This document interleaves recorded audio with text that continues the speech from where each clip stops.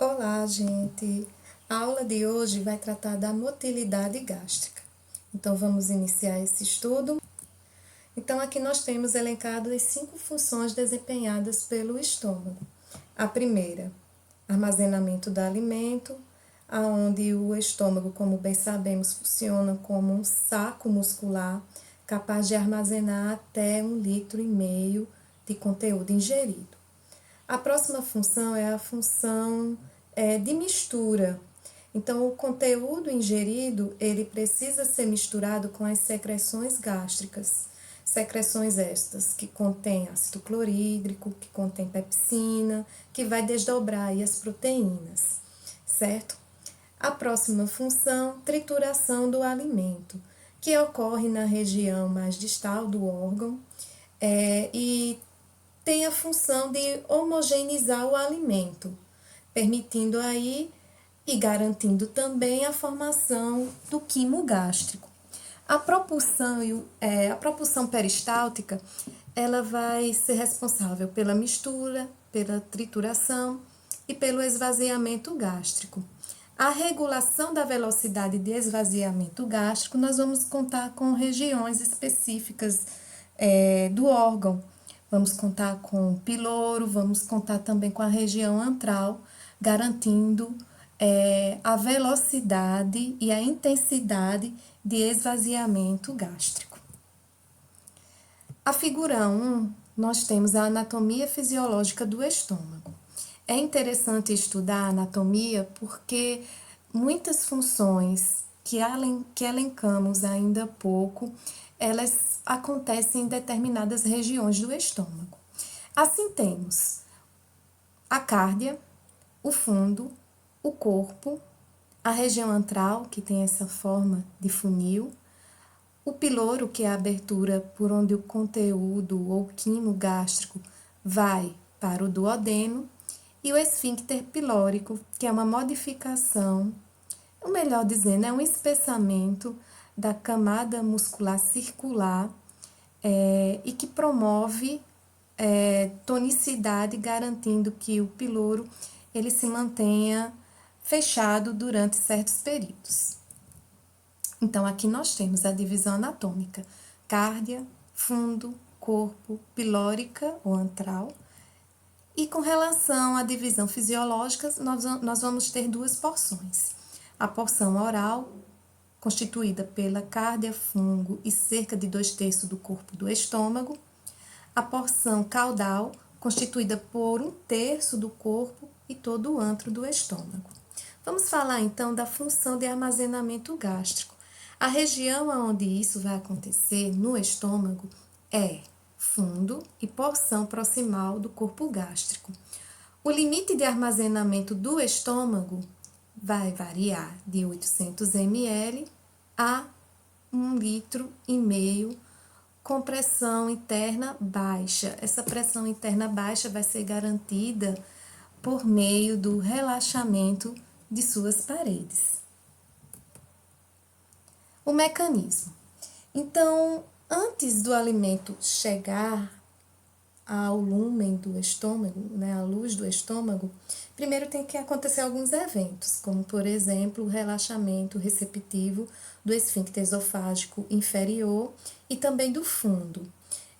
O neurotransmissor envolvido nesse relaxamento, que tem aí uma função inibitória, é o VIP, que é o peptídeo intestinal vasoativo.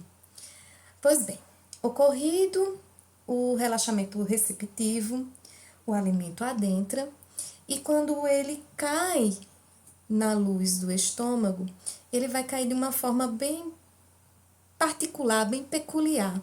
Vai ocorrer a formação de círculos concêntricos. Então, imagine, cada deglutida que é dada e que faz com que ocorra a formação de onda peristáltica no esôfago, chegando até o estômago, o bolo alimentar. Então, ele cai e as primeiras porções que caem, elas vão se localizando no centro do estômago. Se mais conteúdo cai, o que é que vai acontecer com aquele conteúdo anterior? Ele vai sendo empurrado contra as paredes do estômago. Por isso que se fala em formação de círculos concêntricos de alimento na porção oral. Porque vai caindo e vai empurrando, esses círculos vão empurrando os outros, certo? Fazendo com que eles entrem em contato com a parede do estômago, promovendo a distensão gástrica. Essa distensão gástrica é o estímulo, que vai ser levado por meio de aferentes vagais até o tronco encefálico e de lá nós vamos ter uma resposta, que é uma resposta reflexa, por meio do reflexo vagal. O reflexo vagal, ele tem o objetivo de diminuir o tônus da parede muscular do corpo do estômago, fazendo com que ocorra o aumento da distensão da parede gástrica para acomodar alimentos ingeridos, né, até o seu limite, que como a gente viu, pode variar de 800 ml a 1,5 litro. Vamos falar agora da mistura, trituração e propulsão do alimento no estômago. 3 funções desempenhadas por esse órgão. A mistura ela vai ocorrer na região média e distal do corpo do estômago. Já a trituração ela vai ser efetuada na parte distal do estômago, especificamente na região antral, e a propulsão peristáltica ela vai ter início na região marca-passo, que está localizada na porção proximal do corpo. Então, vamos inicialmente falar da propulsão peristáltica, porque é ela que vai garantir a mistura e a trituração, uma vez que é ela que vai formar os anéis constritores, né, observados nessa musculatura. Bem, então a formação do anel contrátil, ela tem início nas porções mais proximais do corpo. E vai, uma vez formada a onda, ela vai se propagando até a região distal, ali na região antral especificamente. A geração dessas ondas contráteis garante que o conteúdo gástrico seja empurrado para essa região, para a região antral, por meio, como eu disse, da formação desses anéis contráteis. Chegando lá na região antral, o que é que nós vamos observar? Vamos observar que a sua região distal se encontra temporariamente fechada pelo piloro. O piloro ele vai ser responsável por abrir sutilmente e fazer com que ocorra a vazão de um volume para a região do duodeno. Pois bem, quando esse conteúdo ele é empurrado, encontra um local de resistência ali. E aí o que é que acontece? A força que foi projetada para essa região que encontra resistência, ela retorna, é o que a gente chama de retropulsão, ok? Já com a trituração, como eu disse, ela vai acontecer na região antral, e aí é gerada forças constritivas potentes, que faz com que esse conteúdo seja comprimido nessa região. Pois bem, antes da onda chegar, o conteúdo pode vazar para o duodeno pelo piloro. Quando a onda contrátil chega, ocorre a estimulação, isso sim, tornando essa região mais tônica. E com isso, nós temos aí a geração do que se chama de sístole antral. Então, a trituração ela vai ser promovida pela sístole antral, que consiste na formação de contração da região antral em direção à região do piloro, que se encontra devidamente contraído, ok? E aí ocorre o retorno também.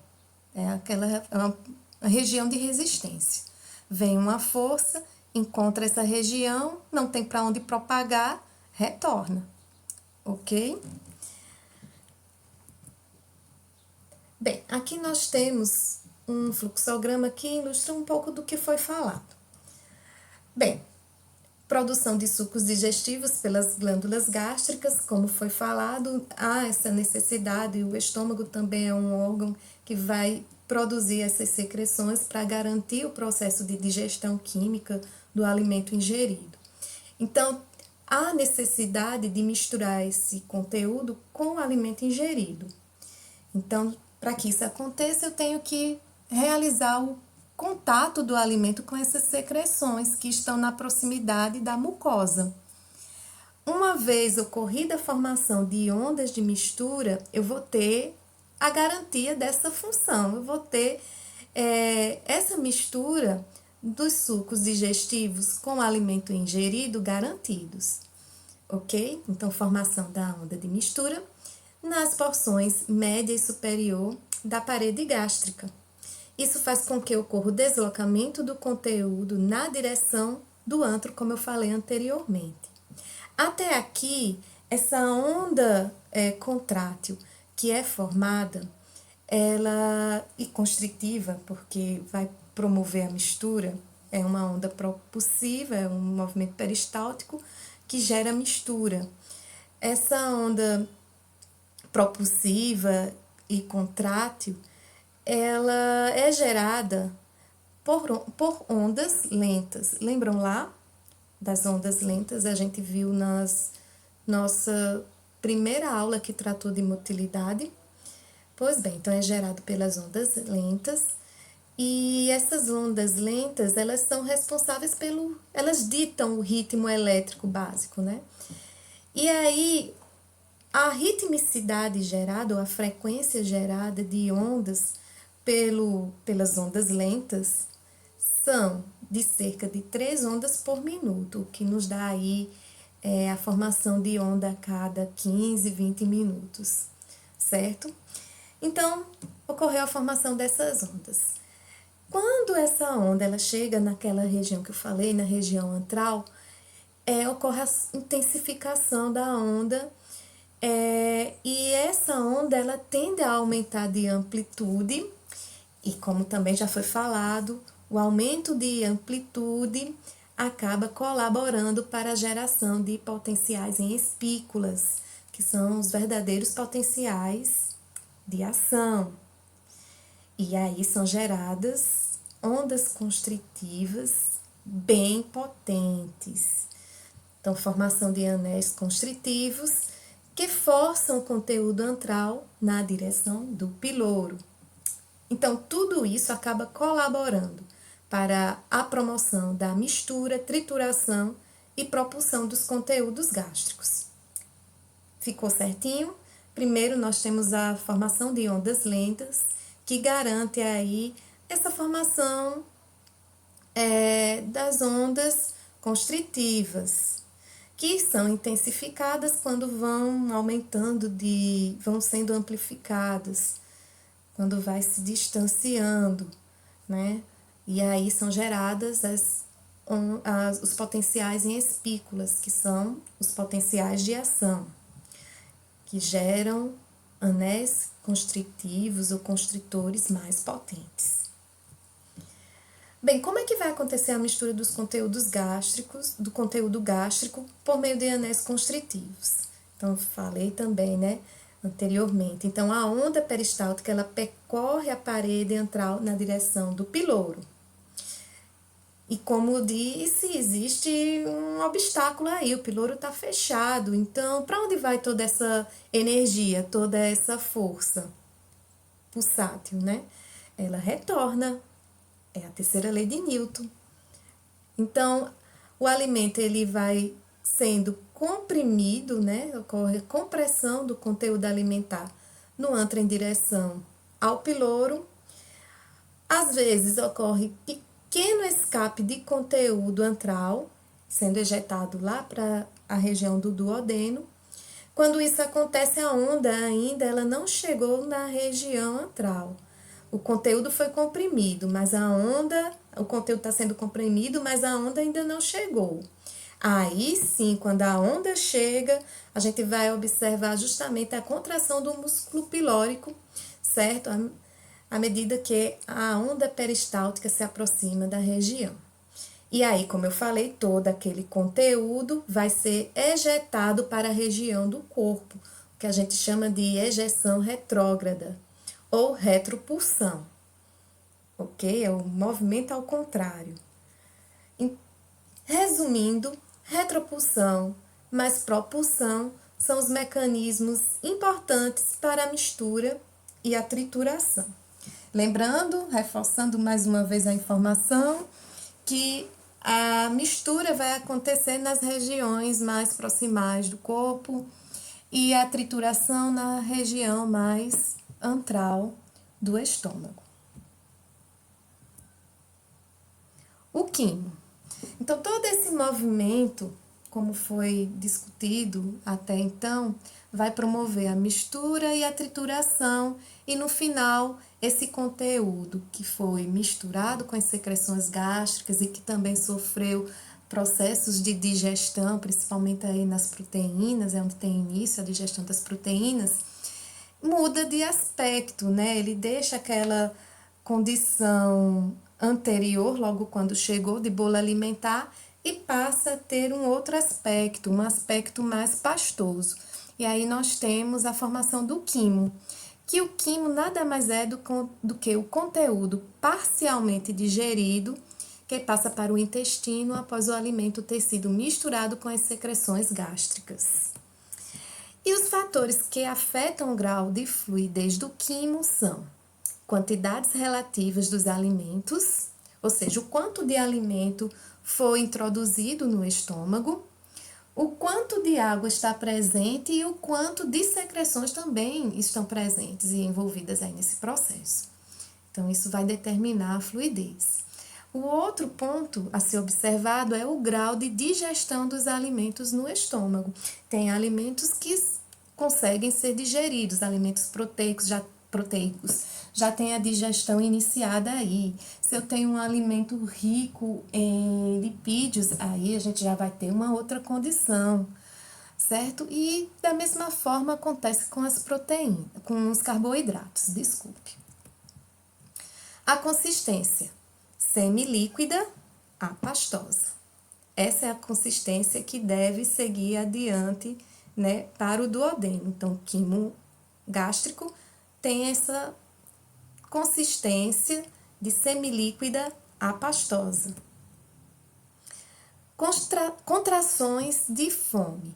Podemos definir que são contrações intensas, que em geral ocorrem quando o estômago fica vazio por várias horas. E aqui nós temos algumas características das contrações de fome. São contrações peristálticas rítmicas do corpo, do estômago. Então, todo o movimento do estômago é promovido por contrações peristálticas, por movimentos peristálticos. E esses movimentos é que vão gerar mistura, como a gente viu, trituração, e que vai promover também o esvaziamento. Da mesma forma aqui, as contrações de fome também são contrações peristálticas, no entanto, rítmicas do corpo do estômago. Elas duram de 2 a 3 minutos e elas podem intensificar muito, e quando intensifica, elas se fundem e formam aí o que a gente chama de contrações tetânicas. São mais intensas em indivíduos jovens, sadios, com tônus gastrointestinal elevado, e em indivíduos com nível de açúcar abaixo do normal, ou seja, com quadro de hipoglicemia. Geram branda dor epigástrica, que é conhecida como pontadas de fome, a quais são intensas no jejum de 3 a 4 dias. Um período de jejum de 12 a 24 horas não vão gerar essas pontadas de fome. Outra observação é que essas pontadas de fome, elas tendem a diminuir gradativamente com o passar dos dias, ok? Então, vamos seguir mais adiante e vamos falar agora do esvaziamento gástrico, que é outra função desempenhada pelo estômago.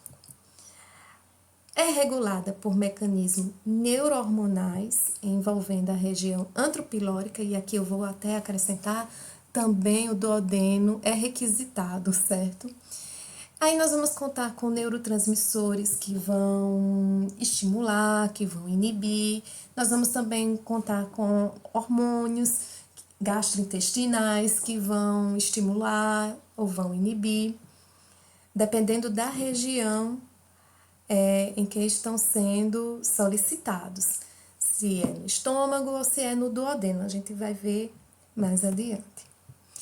É promovido por intensas contrações peristálticas do anto gástrico, o que eu chamei ainda pouco de contração antral, ok? Então é importante. Então, para ocorrer esvaziamento, eu preciso ter essa condição. Eu preciso ter a contração antral, que é conhecida também como bomba pilórica, quando envolve justamente essa região afunilada do estômago de encontro com o piloro, e o próprio piloro, o músculo, o esfíncter pilórico, que contém músculo potente para permitir aí a manutenção do estado tônico, certo? Contraído. Então, esses dois fatores é o que vão garantir o esvaziamento, né? A geração de uma bomba pilórica e a manutenção ou relaxamento, vamos dizer assim. Eu preciso ter uma redução desse estado tônico do piloro para poder ocorrer o esvaziamento. Vamos recapitular? O que vai favorecer o esvaziamento gástrico? A formação de bombas, da bomba pilórica e a redução da tonicidade do piloro, ok? Ou seja, ele relaxa um pouco para poder fluir o quimo gástrico para o duodeno. Contrações peristálticas antrais intensas durante o esvaziamento gástrico, bomba pilórica.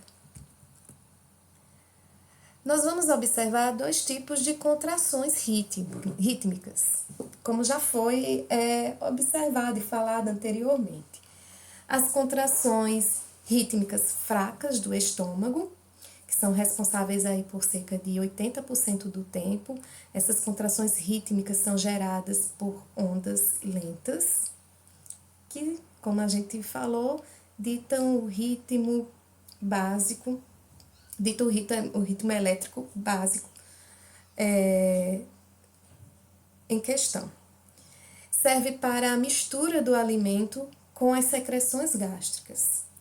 E o segundo tipo de contração peristáltica são aquelas intensas e promovidas, como já foi falado, pela geração de potenciais em espículas, pela geração de potenciais em ação, e são responsáveis por cerca de 20% do tempo. Vão começar na região média e vão progredir no sentido caudal do estômago, formando, como já foi falado, né, a formação de anéis de constrição forte, que causam esvaziamento do estômago, principalmente ali na região antral. É ali que tem que ser formado esses anéis de constrição para garantir o esvaziamento.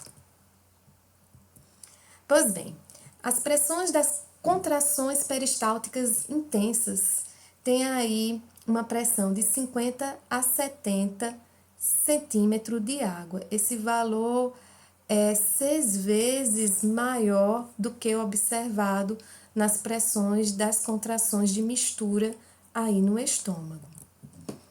A onda peristáltica intensa força vários mililitros de quimo, quando o tônus pilórico é normal.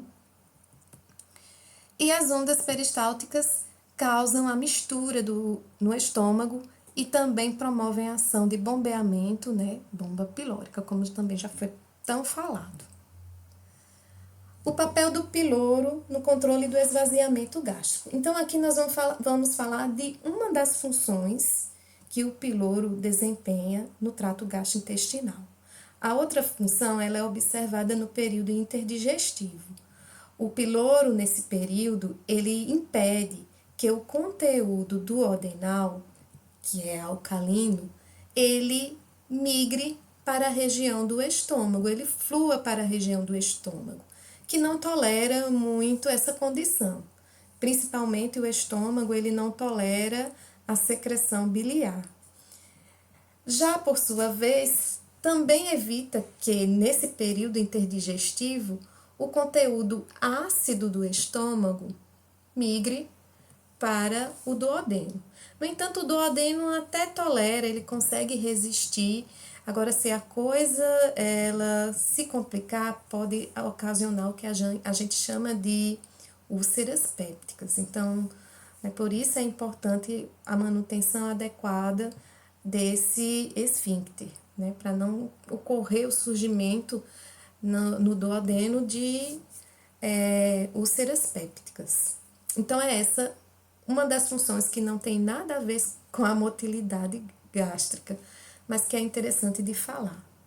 A outra função já sabemos, é de controlar, de regular o esvaziamento gástrico. Então, o piloro se encontra, como podemos observar, contraído em estado tônico durante esse período e mediante estímulos hormonais, neurais, pode ocorrer a contração ainda mais dessa região ou a sutil diminuição do tônus, promovido também por alguns neurotransmissores e hormônios. Beleza? Então, o piloro corresponde à abertura distal do estômago. É só o orifício, é aquele orifício regulador. Quem vai controlar a sua abertura, o seu fechamento, são os esfíncteres, né? No caso, é o esfíncter pilórico, que consiste do espessamento da camada muscular circular. Então, vamos falar mais um pouquinho sobre essa região, né? O músculo circular pilórico. É denominado de esfíncter pilórico, tem espessura de 50 a 100% maior que as porções anteriores do antro gástrico. Como vimos na imagem anterior, é bem espessada mesmo essa região. Contém leve contração tônica, se abre o suficiente para a passagem de água e outros líquidos, evita a passagem de partículas de alimentos quando são transformados em quimo, e o grau de constrição aumenta ou diminui sob as influências de sinais neurais e hormonais. E aqui eu posso dizer alguns neurotransmissores que têm atividade excitatória, ou seja, acaba permitindo que essa estrutura ela fique tônica, né, contraída. A acetilcolina é uma delas e, por incrível que pareça, também nós temos a norepinefrina. Já com relação aos hormônios que têm esse mesmo comportamento, podemos aqui citar a colicistocinina, podemos citar a secretina, o VIP, né, o peptídeo insulinotrópico dependente de glicose, que tem esse papel aí também de manter a contração tônica dessa estrutura. E aí vem a pergunta, Denise, então quem é que vai ser responsável por diminuir essa tonicidade e permitir que certo volume de quimo gástrico chegue até o duodeno? Ah, sim, nós vamos ter algumas substâncias que vão promover isso. Principalmente, vamos falar aí de neurotransmissores. Nós temos o VIP, eu não sei se eu confundi o GIP com o VIP.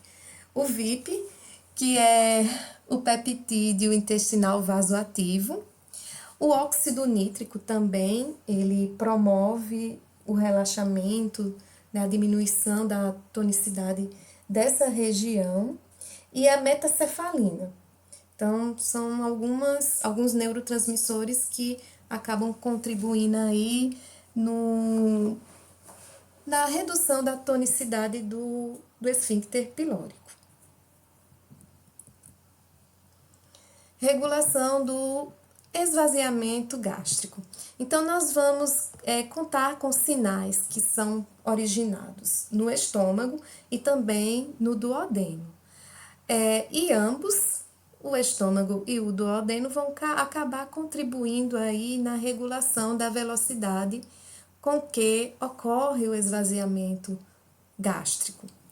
Os sinais do estômago, eles são ditos moderados, não são tão potentes quanto os sinais duodenais, mas mesmo assim eles acabam contribuindo no esvaziamento gástrico, e muitas de suas funções é justamente isso, esvaziar, liberar um certo volume de conteúdo para o duodeno. Então vamos falar um pouquinho sobre eles.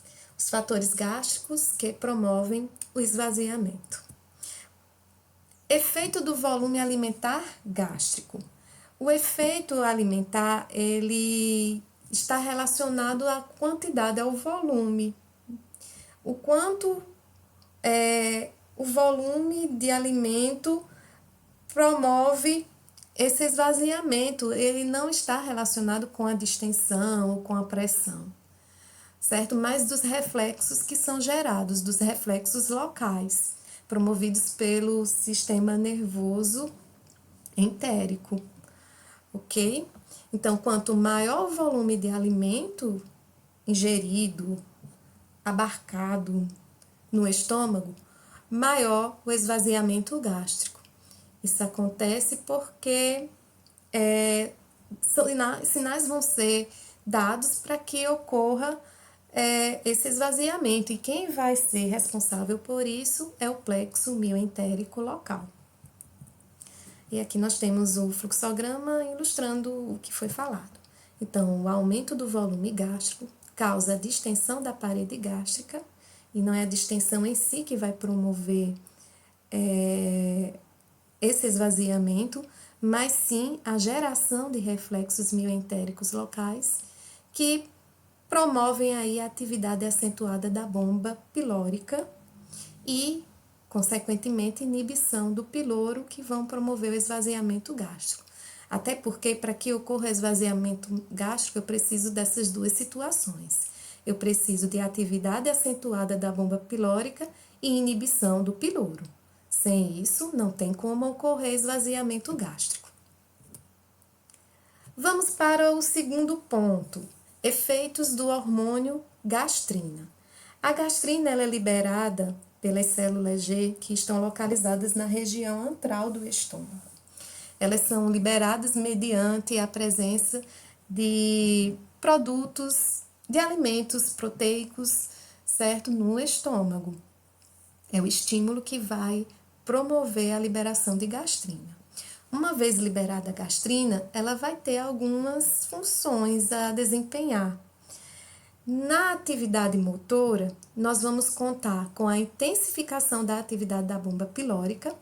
Ela vai promover a inibição do piloro e, consequentemente, a eliminação de certo volume de quimo gástrico. Outra função que é desempenhada é a secreção de ácido gástrico pelas glândulas gástricas, mas aqui ela não faz referência a essa função motora. Estimulação branda e moderada das funções motoras do corpo do estômago, né, auxiliando aí na motilidade, na geração de movimentos peristálticos que vão garantir a mistura e a trituração do alimento. Os fatores duodenais que inibem o esvaziamento gástrico.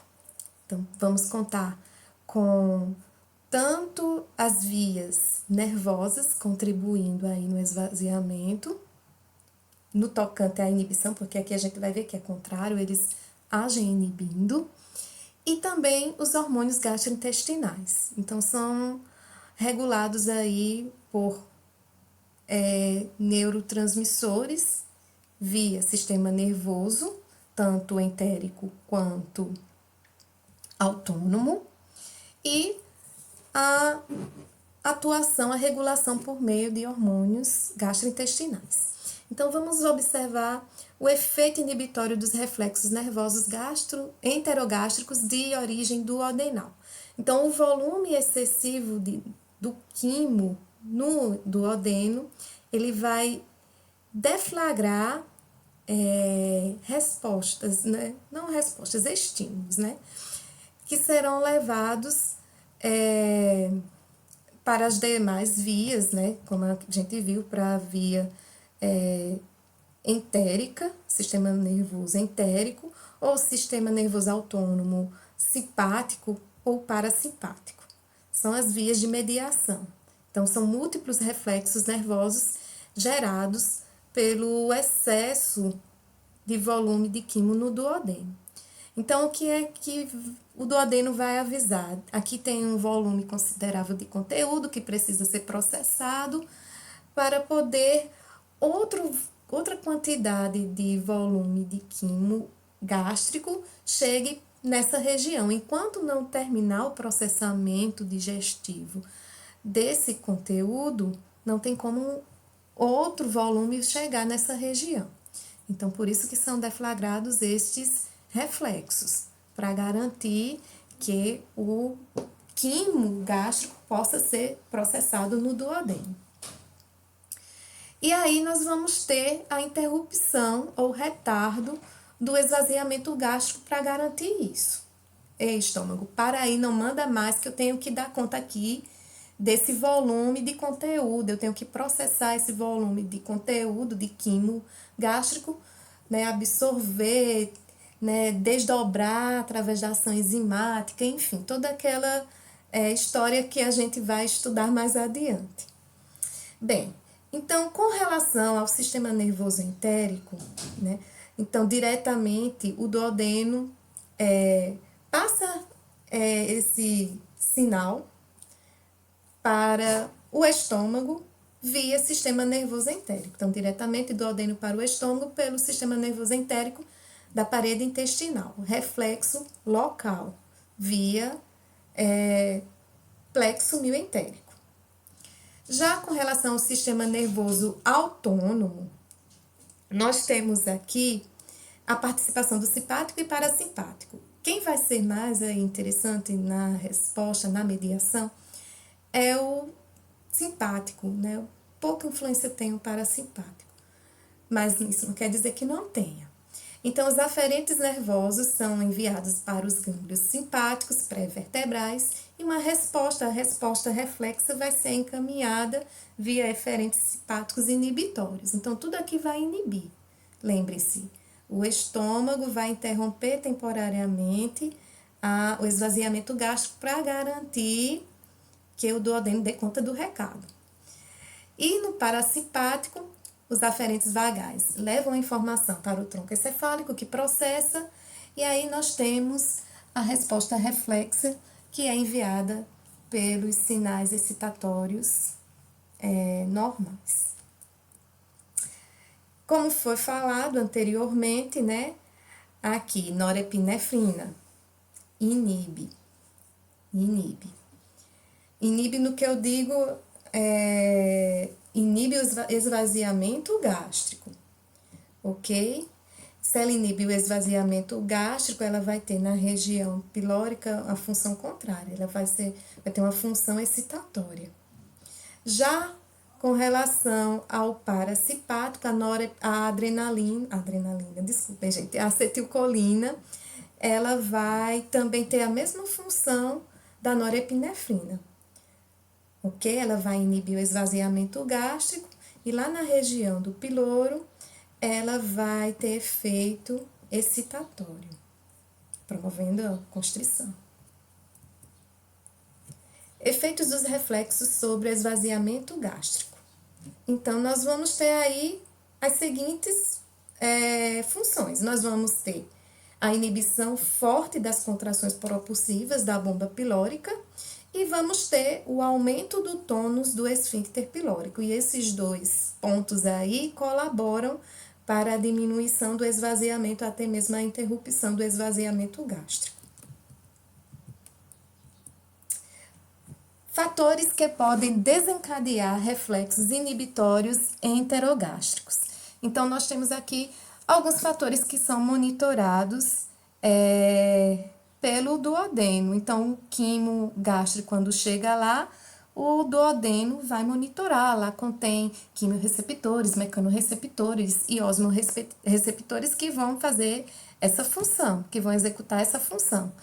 Então, nós vamos perceber que lá vai ocorrer, né, os fatores que vão desencadear a inibição são o grau de distensão do duodeno, que a gente já falou. Então, se eu tenho um volume muito grande de quimo gástrico, eu vou precisar de um tempo adequado para que ocorra todo o processamento desse quimo. Irritação da mucosa duodenal em graus variados. Então, se chega um quimo que contém algo irritativo, também vai ocorrer a interrupção ou a inibição do esvaziamento gástrico. O grau de acidez do quimo duodenal, de 3,5 a 4, também pode inibir. E isso acontece porque o quimo ácido, ele precisa de ser neutralizado. Ele precisa ser neutralizado e a gente vai contar com o bicarbonato de sódio, que é produzido tanto na secreção pancreática. Na secreção pancreática nós temos esse composto e também na bile, certo? Então, a bile e a secreção pancreática são ricas em bicarbonato de sódio, que neutraliza a acidez do quimo, ou seja, o ácido clorídrico. Então, ocorre a reação formando aí cloreto de sódio. Além do cloreto de sódio, nós temos também a formação do ácido carbônico. Esse ácido carbônico, ele vai se dissociar graças à ação da anidrase carbônica em água e dióxido de carbono. O próximo, o grau de osmolaridade do quimo. Então, o quimo, quando chega no duodeno, ele é hipertônico, certo? Ele é hipertônico, então precisa ter aí a sua tonicidade regulada. Ele tem que ficar na condição isostônica, ok? Então, conteúdos hipertônicos e hipotônicos, eles precisam ser processados e chegar num estado de isotonicidade. Presença de produtos da degradação química das proteínas e dos lipídios.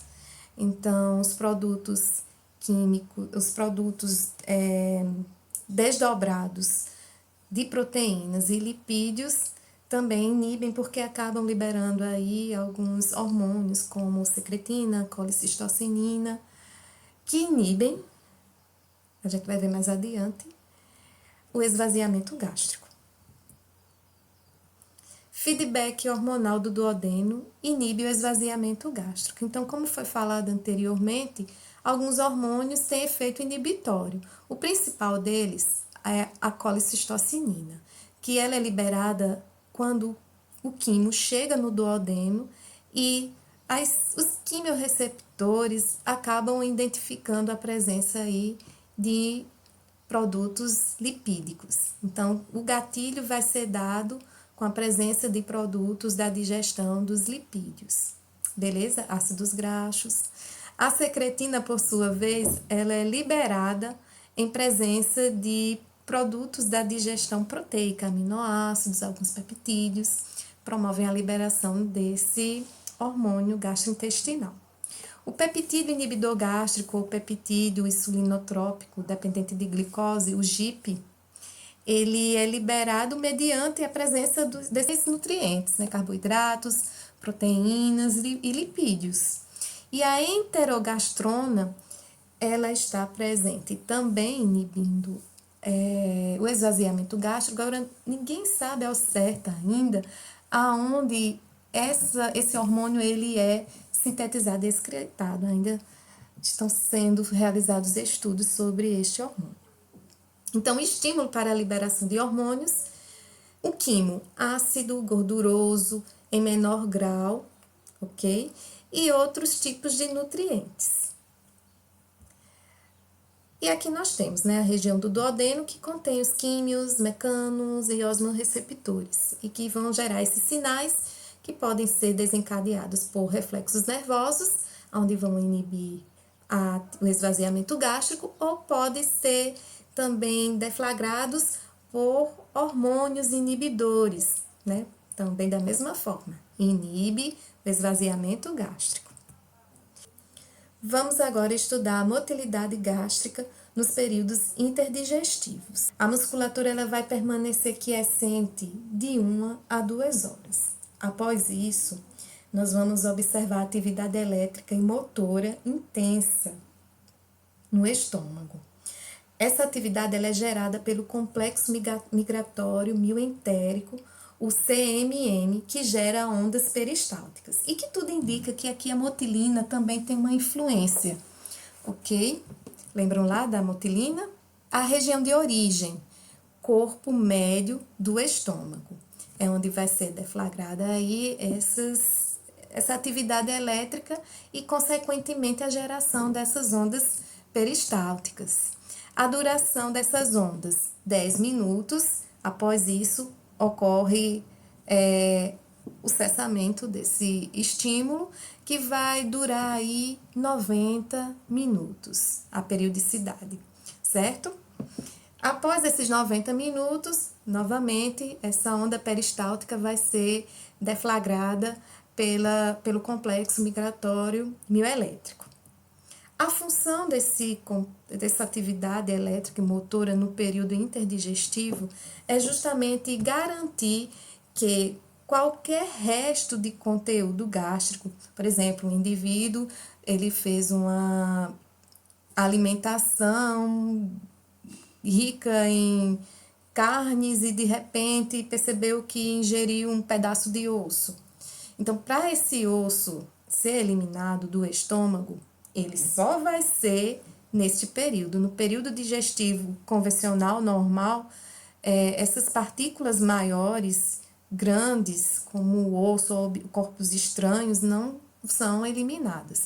Só no período digestivo, interdigestivo, corrigindo, certo? Então, a função é justamente propelir qualquer resíduo que não tenha sido esvaziado do estômago no período digestivo. E garante aí uma limpeza, ele vai varrer mesmo qualquer eventual resto de alimento que não foi digerido, que não seguiu adiante, que não passou para o duodeno. Importante para a eliminação de corpos estranhos. Na clínica, então vamos falar agora de algumas condições patológicas. A primeira delas é a estenose hipertrófica do piloro, que consiste em uma patologia caracterizada por hipertrofia progressiva da musculatura pilórica, como podemos observar aqui na figura, provocando alongamento e estreitamento persistente do canal pilórico. Trata-se de uma condição congênita que se manifesta na lactância. Os sintomas: regurgitação, vômito não biloso, e aí esse vômito não biloso já dá sugestão de que alguma coisa está acontecendo porque só o conteúdo gástrico está sendo eliminado e, consequentemente, esse conteúdo gástrico não está seguindo para o segmento seguinte. E isso vai favorecer a desnutrição, porque o lactante ele não vai ter os nutrientes necessários que devem ser absorvidos lá no duodeno. Vai ocorrer desidratação, porque muitas vezes a água, o líquido, o leite também não chega. Oligúria, que é a condição de baixo volume de urina, né? O indivíduo urina pouco.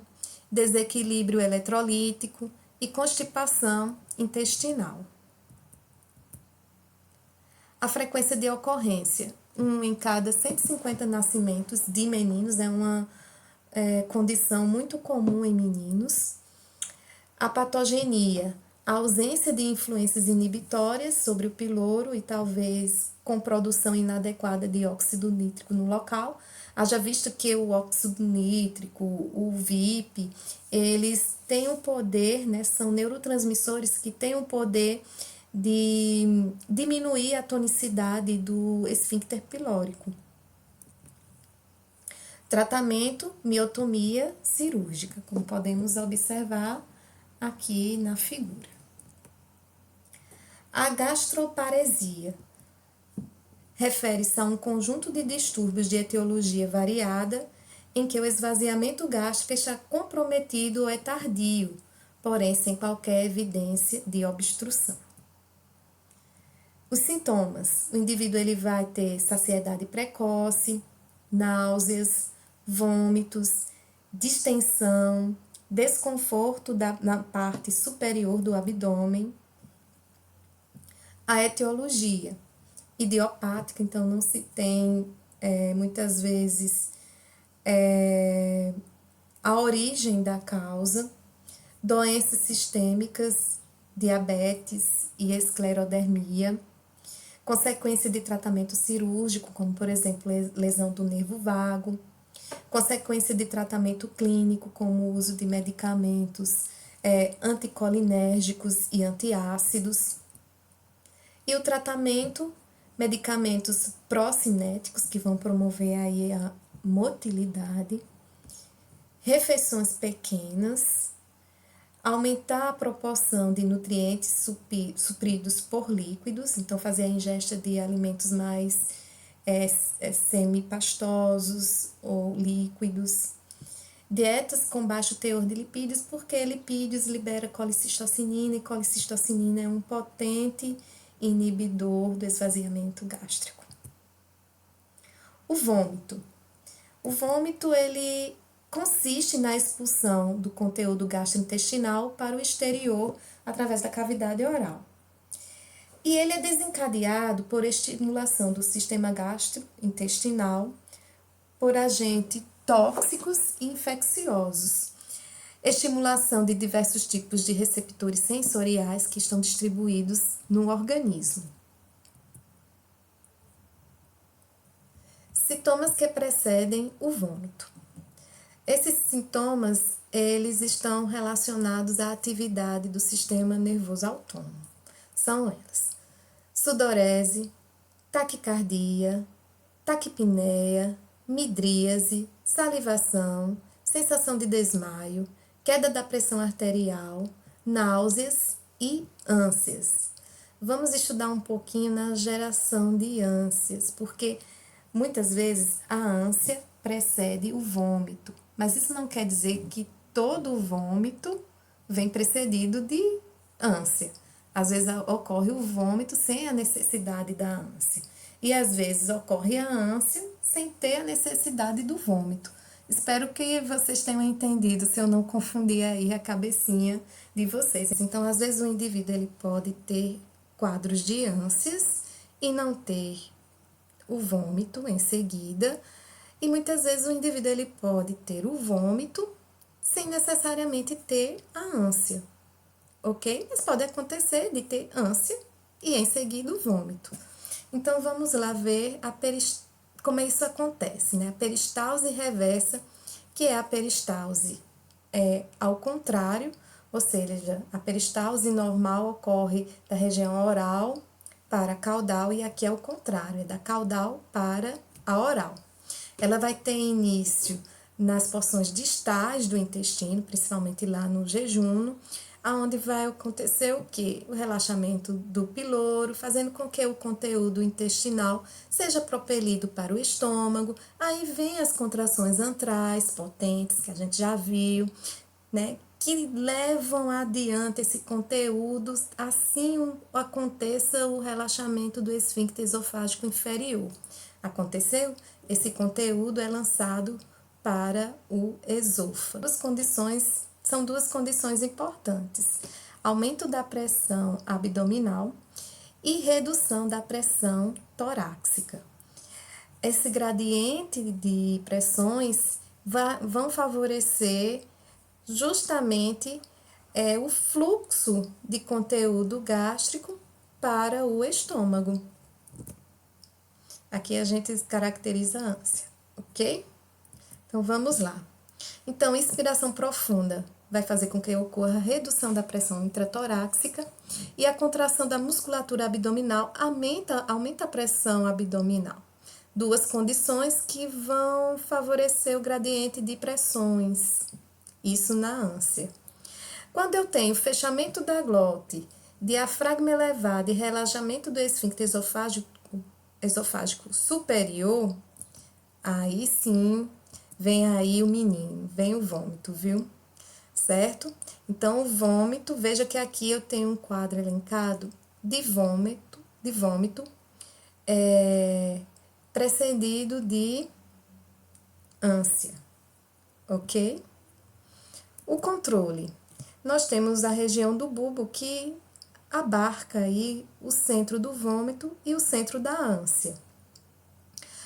Os estímulos que vão dar o gatilho para que o reflexo do vômito aconteça são estímulos que vão estar presentes, distribuídos em todo o nosso corpo, por meio de receptores visuais, receptores olfatórios, receptores auditivos, e aí a gente lembra do labirinto,